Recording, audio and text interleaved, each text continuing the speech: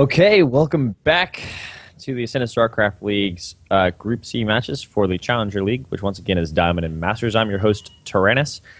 We've got the winner's match for you for Group C, so whoever wins this series progresses on to the round of 16 and once again continues their tournament lives to get a chance to win all the fabulous prizes and great prestige that you get for winning such a tournament like this. I'm going to go ahead and transition into the player introductions, starting in the bottom left-hand corner. He is representing himself in purple right now.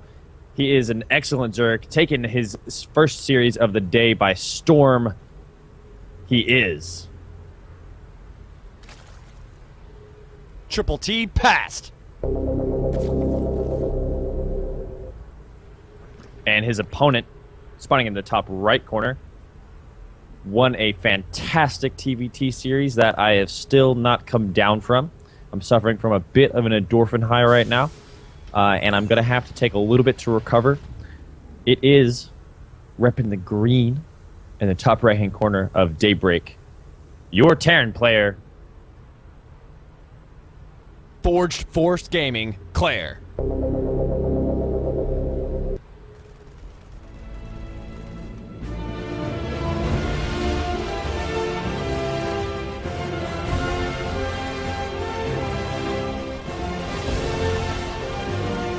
So getting right into it, we don't have an early Reaper out of Forged Force Gaming's Clare. Instead, he's gone ahead and gone with an early CC on the low ground. He's going to have a wall off at his main after he gets the reactor down, which it does right now. Coming out of the Zerg player in the bottom left, PasT has got one gas taken and he's 2 basing it thus far. So no early third as of yet at the 4-minute and 20-second mark. So he's not going to pull the Accolon Waste to play, instead opting for the early metabolic boost to give him that map control that you desperately need in the early to mid-game play versus a Terran. We have the Terran player breaking down the little plates at the bottom of the ramp just in case he has to take an engagement on that main ramp and he doesn't misclick, and instead of attacking units, he attacks those plates and do nothing with them. He's going to go ahead and keep producing off the barracks with the reactor. He's going to put out 2 more Marines, probably to fill up a bunker on the low ground before switching that factory onto it in order to get out some Hellions. He's got an orbital command, of course, in the main, and just as soon as he finishes his natural CC, he also puts up his orbital command. Come down to Triple T's PasT. He's hitting his injects, and he's transferring drones down to his second. He's getting his overlords in key positions spread across the map, both to get vision for his opponent. And we'll see if he puts that overlord at the top left outside the main of Clare. We'll see if he sends it in around 6 minutes and 30 seconds to see if there's going to be a Banshee coming in, which there doesn't seem to be, as there's no tech lab on the barracks, and instead there's a reactor. He also has an overlord making its way to the bottom right of the map just to intercept any drop play that might be coming along. Of course, Daybreak is notorious for a bit of a long spawning distance created by the debris in the middle that makes you do this Z zigzag formation. Hellions are shooting around for Clare, coming around looking for the occasional Zergling as PasT takes his third expansion in the top left of the map. And the Hellions are going to get here and they're going to see this, and Clare, if he pushes the Hellions, he's going to know exactly what he's up against, and he does. Meanwhile, the scout came down from the overlords as he has overlord speed, and those guys are cooking. This is actually pretty popular these days to spend the extra early gas on Hellions or overlord speed. Meanwhile, the Zerglings in the bottom left corner picking off 2 of Clare's Hellions. Pretty good pickup there for a cost of a couple of Zerglings. So as I was talking about, the overlord speed research, pretty key, because what that gives you is it gives you that extra scouting information without needing unnecessarily risking your overlords, your early supply. And that'll put you a little bit behind in terms of production in the beginning with the gas-intensive upgrade. But, of course, information is so key in StarCraft 2, especially towards the high-level end of the game, and so he's willing to make that sacrifice. Meanwhile, we do have 2 Vikings coming out for Clare, so the response is I'm just going to keep double producing Vikings. He's got 1 on the way to meet up with his hit squad right now of 2, and they're going to zoom around the map and take out these overlords one by one. This is really smart from Clare because PasT is now going to have to focus on producing overlords. He did have those overlords in pretty good positions, and now if you look across the map, he's bringing 2 of them home. The Hellions are going to go ahead and poke around. They're going to see the evolution chambers are evolving, so to speak. He sees the Baneling nest. He's going to go ahead and pull his Hellions back, not willing to go ahead and sacrifice them. The Vikings are chilling out right within distance of the overlord, not overreaching their reach or overstaying their welcome. 4GG, Forged Gaming's Clare is going to go ahead and finish up his 3rd CC in front of the bunker down low, just in case of any Baneling busts in the early game that will produce a little bit of extra hitting power. And we do see a supply block from the Terran player, not the Terran player, we do see a supply block from the Zerg player, because those 3 Vikings have been able to basically pay for themselves in taking away scouting information. And of course, supply blocking a Zerg is always fun and well worth it. So now just getting outside of a supply block is PasT, but there are more overlords on the map in compromising positions that if Clare wanted to, could take advantage of.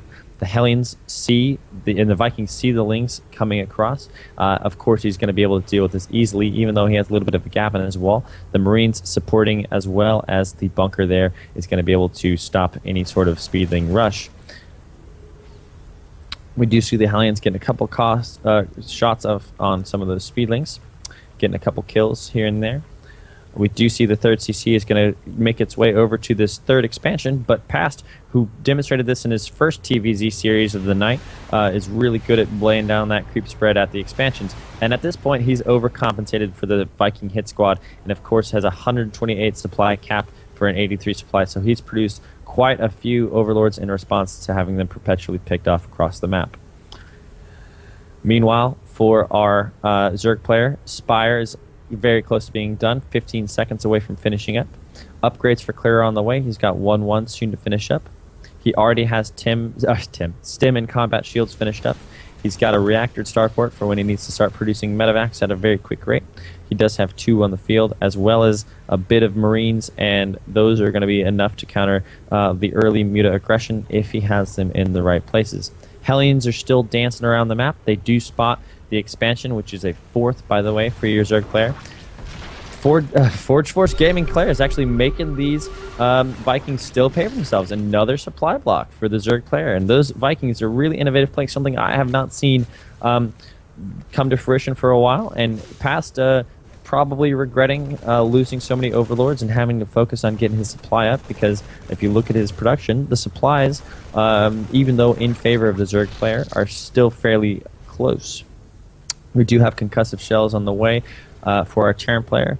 Meanwhile, +1 flying attacks for the Zerg. We do have an infestation pit that was just thrown down, as well as a roach horn that's about to finish up. So this is essentially allowing the Zerg player to tech switch, going up to 5 hatcheries, getting his creep spread out. We're going to see a long macro game, but it's going to be the best type of macro game, because Force Gaming's Clare is going for a bio push with Hellbats, Vikings, medevac support, and a couple Marauders thrown in there to soak up some Baneling hits. There are no Widow Mines in this army, but if you see the timing, his upgrades are going to finish in 10 seconds, so it's going to match up right exactly when this finishes. He sees the mutas come in. The Vikings are going to get a couple of shots off, but they're not notorious for being excellent against. He's going to go ahead and pre-split his army at the bottom of this ramp as he moves his Hellbats up to the top of the ramp. He scans to take out any creep tumors that might be under his army, just in case PasT has that vision. PasT, meanwhile, is consolidating his army at the top of this natural ramp here. He's going to be morphing Banelings. He's going to wait for that attack. He doesn't mind sacrificing this hatchery, because he's already got another one fully saturated at the top of the map. The production of PasT is a force to be reckoned with.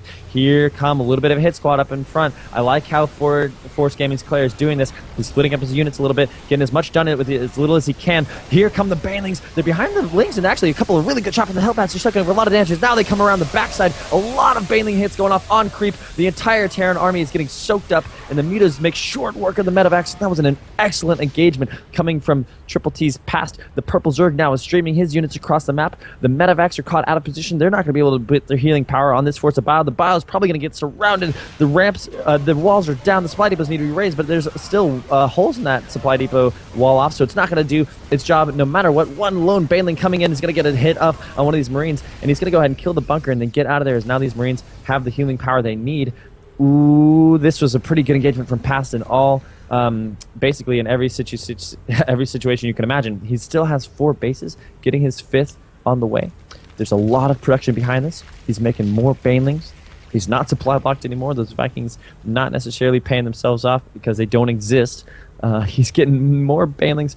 The upgrades for Terran are close to being 2-2, but Hive is almost done, and that means that the 2-2 Zerglings are about to be 3-3. So not only does Zerg player have the 2-2 advantage to 1-1 right now, which is going to evaporate in about 60 seconds, mind you, but he's going to be able to go right into 3-3, which is typically the timing that, as a Terran, you want to hit. You want to hit before he has that Infestation Pit and that Hive, and that allows you to take advantage of a slight upgrade advantage throughout the later game and the mid and late game. That's not going to be the case here, as Clare is actually behind in every sense of the game. He's just now taking his 4th. It wouldn't be that big a deal if the Zerg player didn't have his 5th done and ready to be saturated at any moment's notice. Meanwhile, there's an engagement happening here at the top of the map, off creep, so this is not where PasT wants to engage. Knowing that, he's going to go ahead and run away. A scan sees the army. Now he's going to push forward. 1 Hellbat leading the charge, actually getting a couple shots off. He's a corporal already. He's got 7 kills. Now he goes down. More Hellbats. Now the Lings are going to make a push around the top side. He's going to sandwich this entire army, the entire Bio army. That's a Zerg swarm that can take down the best of them. The splits are real, but are they enough? Banelings coming in, Zerglings coming in. The upgrade advantage is paying off. Dividends, actually no more upgrade advantage, but the mutas are able to clean up basically everything. You never want more mutas than Marines, and that is the case we have here. The medevacs are going to go ahead and boost out, but this is going from bad to worse for Clare. He's going to have to really make something happen. He's really behind in this game right now. The production is just solely in favor of PasT, as a Greater Spire has just started for him. PasT getting the engagements he wants. Those mutas are they're at such an exponentially increasing number. One Widowmine hit does go off and get a really good hit off these mutas, but there's not enough support. The Marines are essentially not there, and mutas can pick off individual Marines for days. Now he's got a little bit of a healthy Marine count, but they're going to get swarmed by Zerglings. This is going ever so much in the favor of PasT. I see a GG being called shortly, but the advantage is still being pushed from PasT. His mutas are getting in there. His Zerglings are shrining Marines. The Marine reinforcements are not coming quick enough. Now the mutas are in the natural mining line of these SCVs here at the 2nd of Clare. Clare's going to have to lift his 4th. Those Lings are going to town on these SCVs. The mutas are going to go ahead and snipe the 4th, and it goes from bad to worse for our Terran player representing Forge Force Gaming. Meanwhile, if you look at the map, a steady train of purple making its way across. More banlings are being forced. That base is going down, and with that, probably Clare's final hopes. If you look at the upgrade advantage, he's getting level 3 melee attacks and level 3 ground carapace and chitinous plating. So we are going to see 5, 6 now Ultralisks on the way. They're about to pop shortly. And so with that, Marines are not going to be able to cut it. He does have a couple of Marauders, but without any extra Widowmine support, where does he go from here? His production line is in the pits. He does have 2 Widowmines on the way, but against this, he's not going to be able to do it. He's going to have to get a hero engagement with these Marines. He's going to have to split every single Marine for forever. And in all honesty, no matter how many Marines you have, if you have too many Banelings just like this, the Banelings coming in, getting the detonations they need. The splits are real, but they aren't doing enough. The Widowmines are too little, too late. All the engagements going to the favor of the Zerg player right now. And this is exactly how you want to play as PasT, taking game 1.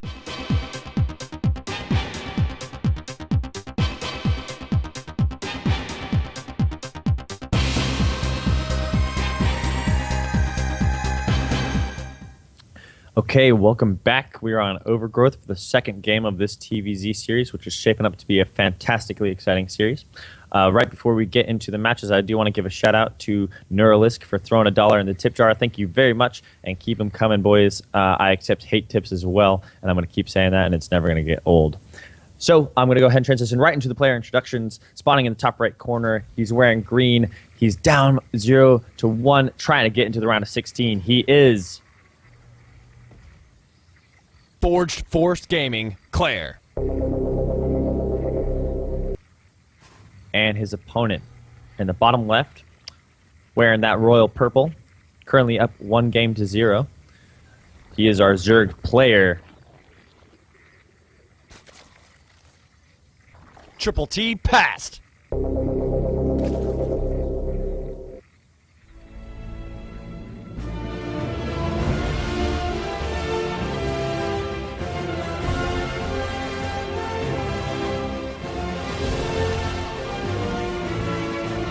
So let's get right into it.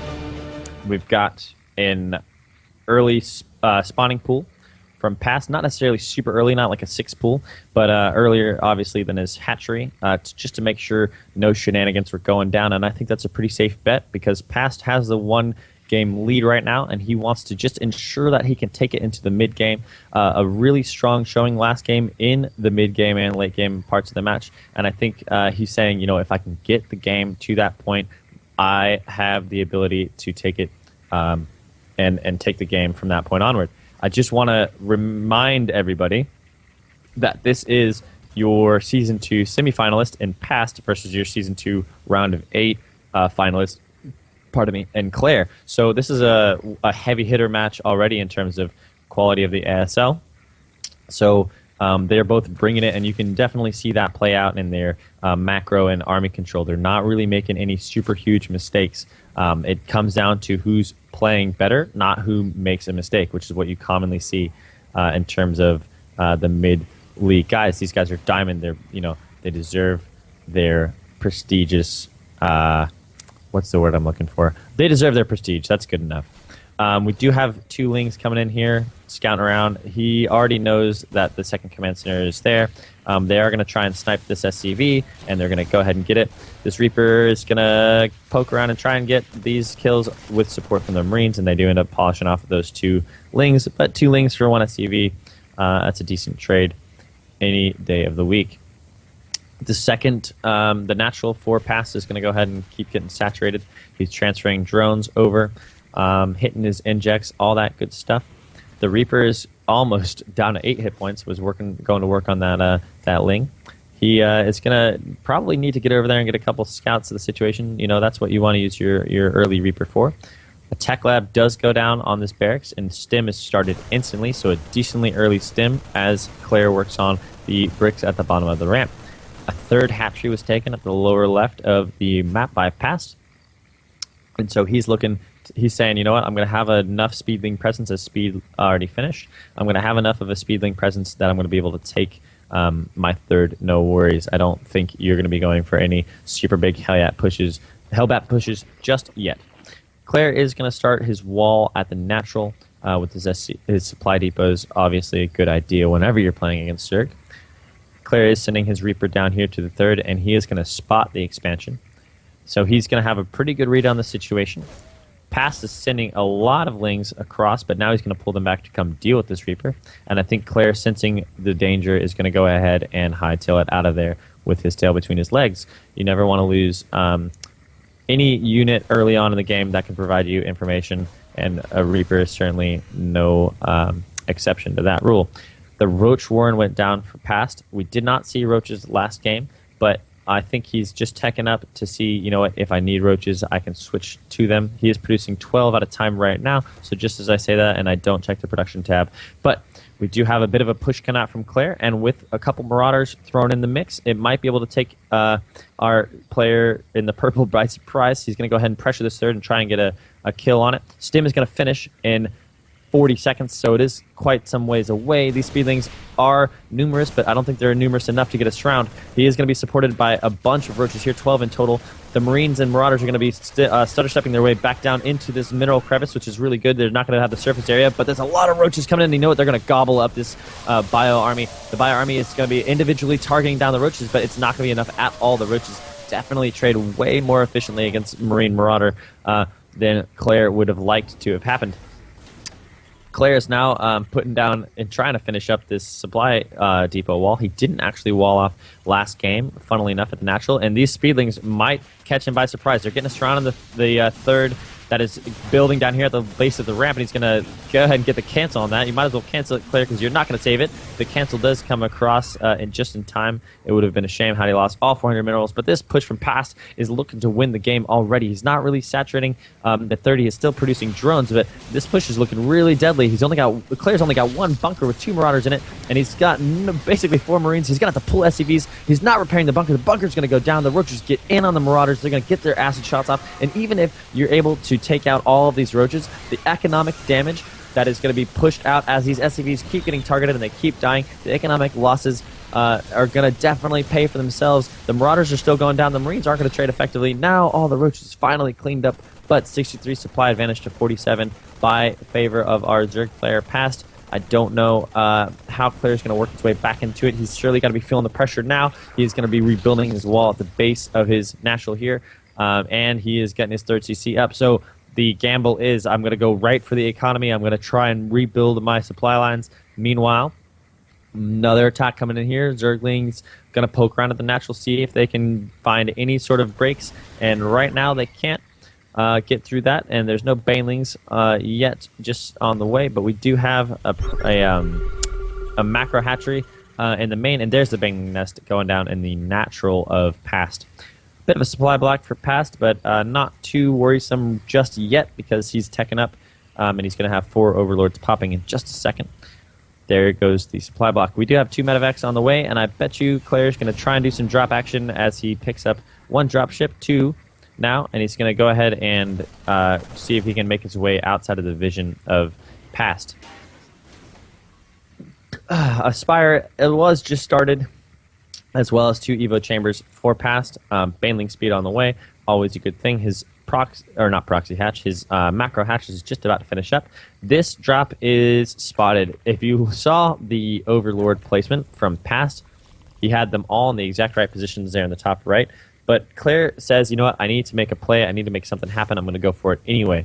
We do have a couple of Zerglings in PasT's main waiting for something. I don't think he's actually responded completely to the drop just yet. He has a queen there. Let's see if this is going to be able to do anything. The drop goes down in the main. Marines are targeting drones. No stim just yet. There's the stim. They're going to be able to target down all of the Zerglings. So now this is a really good trade. He's going to try and snipe the spawning pool. This is a really big headache if he's able to get it. But the Lings get in on the Bioforces. He is going to stim again and pick up and get out of there in a decent trade. Of course, anytime you snipe tech, it's a bit of a headache. The spawning pool instantly created again for PasT. Now he's going to drop again. The baneling hits are good, though. This drop instantly cleaned up. I don't think PasT was going to take no for an answer on that one, and I don't think Claire was expecting the banelings to be as efficient or as blatantly right there as they were. PasT able to clean up that second drop, but the supply not wildly in favor of PasT anymore. He is producing 4 mutas right now. They're on the way, as well as +1 upgrades for his ground forces. +1 is already done for Clare, so if he's going to be able to make anything work, he's going to have to make it work soon before that advantage runs out in about 30 seconds. Or actually, he's got some time. He's got about a minute. So that third, once again, is going to be delayed by the creep spread. Such a headache for Zerg, because not only does creep take a long time to dissipate, but he's going to be able to see when the third goes down, obviously, he knows the timing now of when the CC out, and the Zerg knows that he's in a pretty prime advantage, at least macro-wise. If Clare can get an engagement here, well, he can turn the tide of the battle. He's going on to creep. This is a really bad idea. Oh, my God. Oh, my God. Oh, no. Oh, oh. Oh. Oh.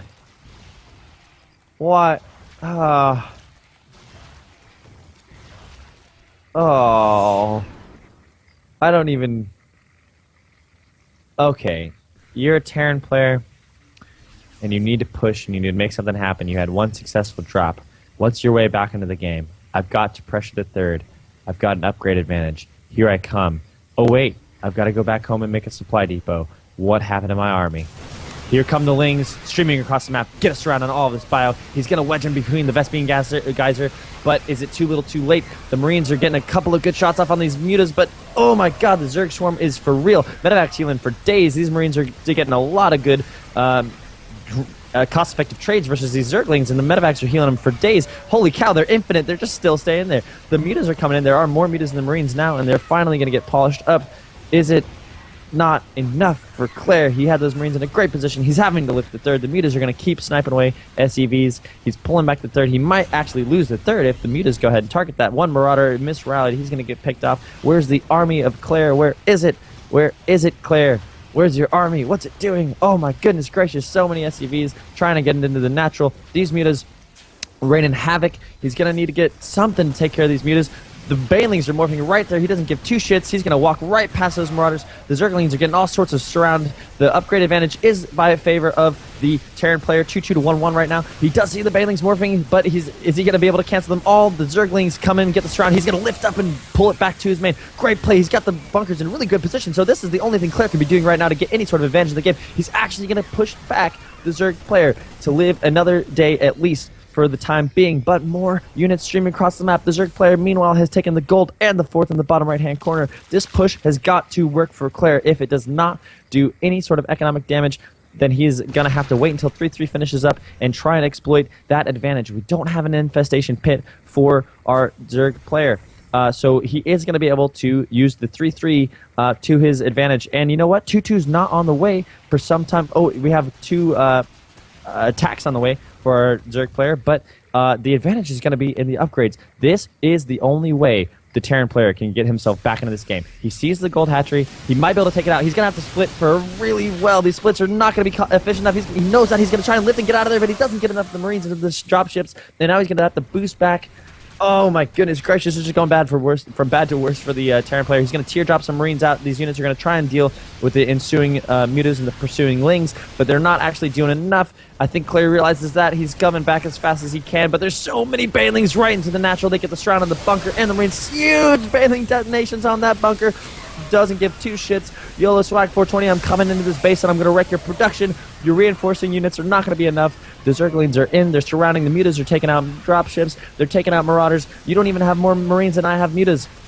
By the way, more units are coming across the map. This is all but GG. Clare letting his resources get into the thousands because what is he going to spend it on? He can only spend it on units at this point. It is not much. His macro is totally fallen to pieces. This is about as GG as it gets. Clare's going to lose it. PasT is going to take it. All we're waiting now is for the GG from Clare, and PasT is going to be your first player to qualify out of the round of 32 from Group C, Challenger League, Diamond Masters. He's going to go on and push it for Triple T Gaming. There's the GG called.